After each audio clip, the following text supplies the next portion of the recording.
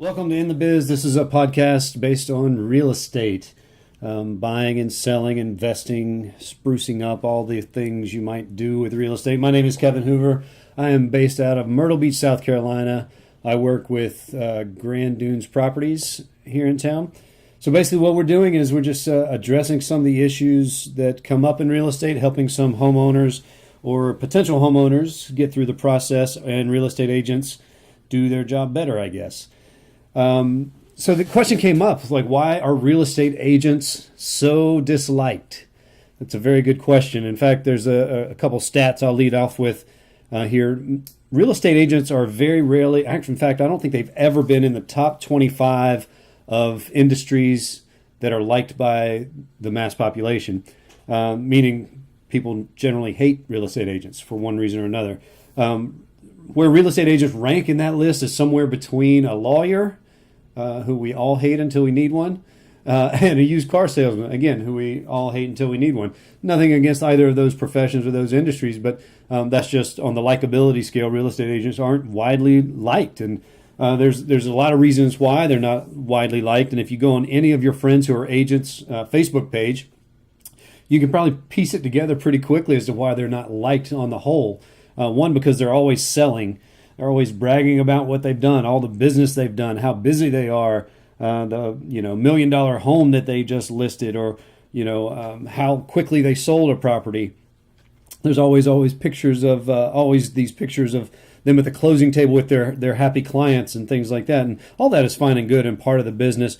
But if that's all it is, that's one of the reasons people don't care for real estate agents, because they just jam it down their throat all the time. And really, when you think about, why real estate agent, I'm a real estate agent, so why I can say why I fall in between a used car salesman and a lawyer. A used car salesman, they've got a small amount of time to make the most amount of money, so they have to be really good at the hard sell and closing fast. So that's why people don't like them, because most people don't like to be sold. In fact, all people don't like to be sold.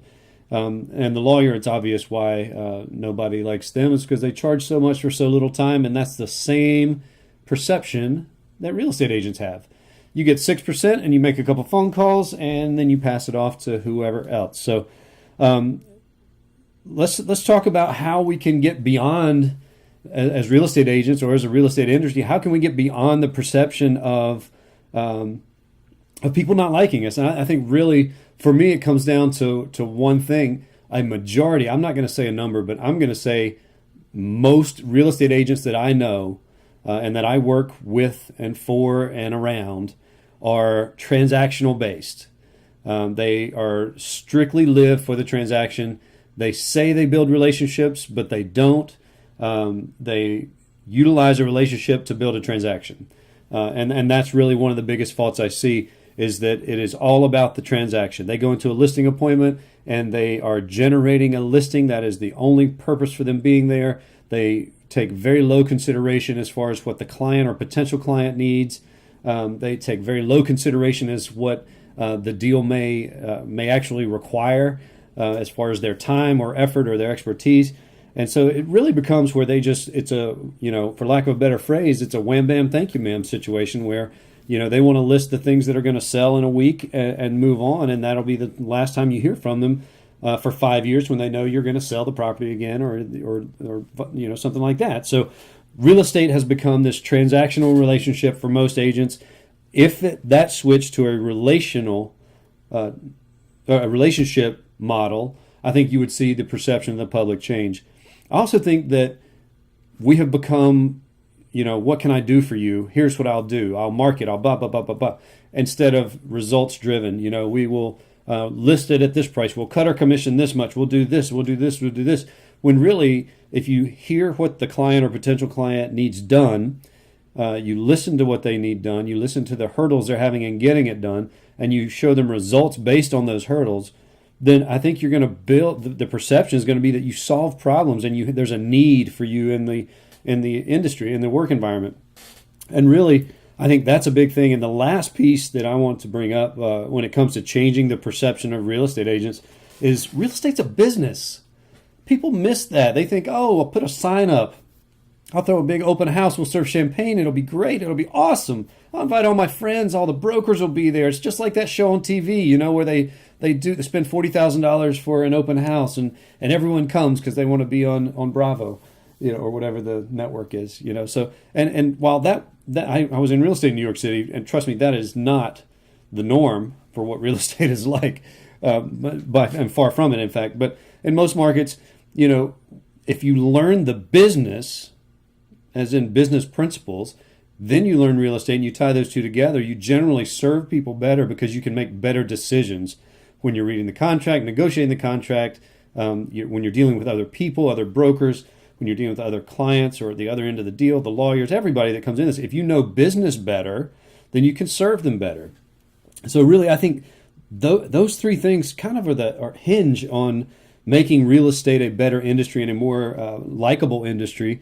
Because all we're doing now is we're just jamming it down people's throats. I've got a house for sale. You need to check this out. This view is awesome. This is the best deal. This is the. And instead of what we need to be asking is, how can I help you, buyer or seller? And we say we ask that, but we don't. We barely listen as a whole in the listing agreement. We are there to pitch them on our expertise and the things that we do well.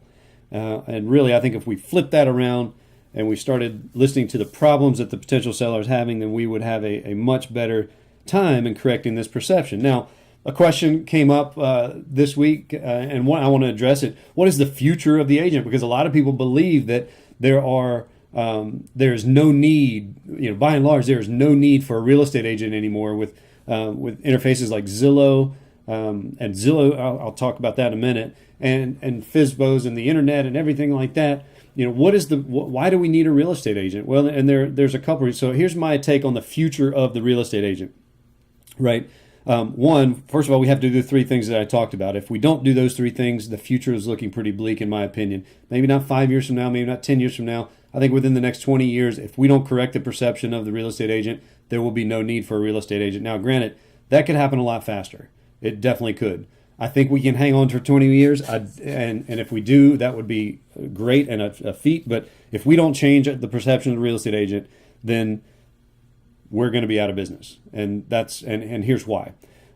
Because companies like Zillow, I said I was going to talk about it, and I am. I love Zillow. I don't hate them like a lot of people. But companies like Zillow are looking for ways to expand their business, right? And Zillow has the thing that agents don't have. They have 95% of the buyers going to their website to look at property. So Zillow has the gold, right? And all the agents want to get it. So what does Zillow do? They say, well, you know what? We're a marketing company, so we're going to charge the agents by the month, or I think it's by the month, to have access to this 95% of the buying population, and agents do it. So what does that mean? Well, now Zillow's at a point where they're offering direct transactions in a few markets. That means that a buyer and seller can connect on Zillow, and the transaction can be facilitated directly through that. Now, they still need an agent for things like showing property. That problem will be solved very quickly, trust me. And they still need agents, to do things that are on the ground level. So the correlation and the analogy has been made that real estate agents are going to become Uber drivers. Again, nothing against Uber drivers, but Uber is the company, the driver is the person on the ground doing it, and then the client. Uber connects the driver to the client. So there'll be a nominal fee for an agent to go show a property. Zillow will pay them $100 or $200, whatever. And do you know how many properties you have to show to make a living at that rate? So I think the future of the agent is strong if we can change the perception of what real estate agents do.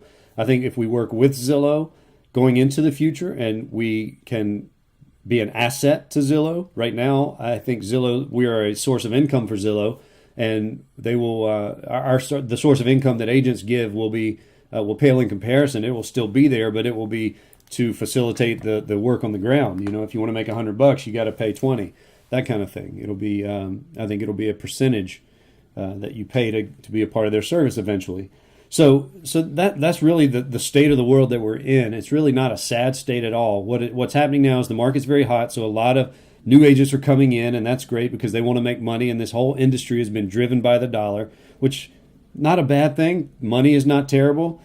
What you do with money decides whether it's good or bad. How you feel about money decides whether it's good or bad. But what we have a duty to do in real estate, we have a duty to become more relationship driven. We have a duty to become more results driven. and we have a duty to be ahead of the curve in technology, meaning we have to know our stuff. You can't just go in with a printed out report that was algorithm generated from RPR or from some other website, or worse, if you do get a property valuation from, Zillow or Trulia or somewhere like that. We can't just use that as our ammunition and our sort of our magic wand to go in and do business. What we really have to do is get into being the expert for the customer's problems, for the client's problems, for the potential client's problems. That is something Zillow will struggle with as they move forward, is actually having the manpower, the local knowledge, and the resources on the ground to become the expert to solve the client's problems. Now, they will solve one big problem, and that will be connecting buyers and sellers, right? But what if they won't solve the problem of managing and negotiating the repair requests in the contract? They will do that, but honestly, if I'm selling my home here in Myrtle Beach, South Carolina, I'm not going to want to talk to someone in Idaho about a repair request that's being done on my property. Because they're not here. It would make me feel highly uncomfortable. So there are workarounds in all this, but really the perception of real estate agents has to change. It's been this way for a long time, and it's something we create. If you look at all the silly, memes and things out there of what agents do, they really are over the top. Sales, sales, sales, sales, sales. And the big thing that they do is they just constantly push it down your throat. Even if you're friends with them, you don't have a professional relationship. And that's fine because that's how you do get business, but there has to be a breaking point where it's more about service than sales. And that's the relationship driven model that I would like to see go forward, that I try to do my business on. And that's pretty much that. So if you ask me what the perception of real estate agents is going to look like in 20 years at this rate, I would say there's not going to be a perception, and there's not going to be a perception because the agents won't exist. If we can change the perception of the real estate agent, we can change, one, the industry, and two, we can take back the control of where this crazy ride is going. So if you have any questions, please feel free to send me an email. I'll put it in the profile of SoundCloud. I'll also put it, it's all over my Facebook page, my LinkedIn, Twitter, Pinterest.